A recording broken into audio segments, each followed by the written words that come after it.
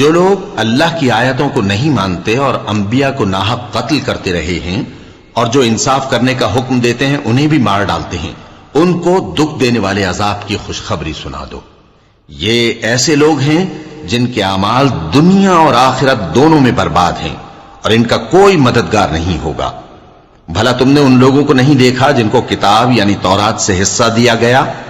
اور وہ اس کتاب اللہ یعنی قرآن کی طرف بلائے جاتے ہیں تاکہ یہ ان کے تنازعات کا ان میں فیصلہ کر دے، تو ایک فریق ان میں سے پھر جاتا ہے اور منہ پھیر لیتا ہے، یہ اس لیے کہ یہ اس بات کے قائل ہیں کہ دوزخ کی آگ ہمیں چند روز کے سوا چھو ہی نہیں سکے گی، اور جو کچھ یہ دین کے بارے میں بہتان باندھتے رہے ہیں اس نے ان کو دھوکے میں ڈال رکھا ہے۔ تو اس وقت کیا حال ہوگا جب ہم ان کو جمع کریں گے، یعنی اس روز جس کے آنے میں کچھ بھی شک نہیں، اور ہر نفس اپنے اعمال کا پورا پورا بدلہ پائے گا اور ان پر ظلم نہیں کیا جائے گا۔ کہو کہ اے اللہ، اے بادشاہی کے مالک، تو جس کو چاہے بادشاہی بخشے اور جس سے چاہے بادشاہی چھین لے، اور جس کو چاہے عزت دے اور جسے چاہے ذلیل کرے۔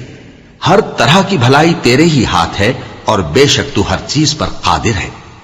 تو ہی رات کو دن میں داخل کرتا اور تو ہی دن کو رات میں داخل کرتا ہے، تو ہی بے جان سے جاندار پیدا کرتا ہے اور تو ہی جاندار سے بے جان پیدا کرتا ہے،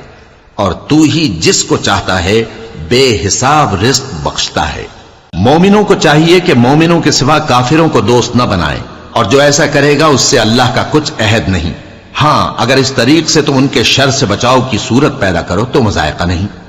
اور اللہ تم کو اپنے غضب سے ڈراتا ہے اور اللہ ہی کی طرف تم کو لوٹ کر جانا ہے۔ اے پیغمبر، لوگوں سے کہہ دو کہ کوئی بات تم اپنے دلوں میں مخفی رکھو یا اسے ظاہر کرو، اللہ اس کو جانتا ہے، اور جو کچھ آسمانوں میں اور جو کچھ زمین میں ہے اس کو سب کی خبر ہے، اور وہ ہر چیز پر قادر ہے۔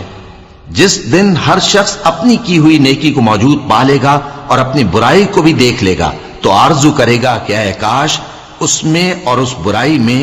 دور کی مسافت ہو جاتی۔ اور اللہ تم کو اپنے غضب سے ڈراتا ہے اور اللہ اپنے بندوں پر نہایت مہربان ہے۔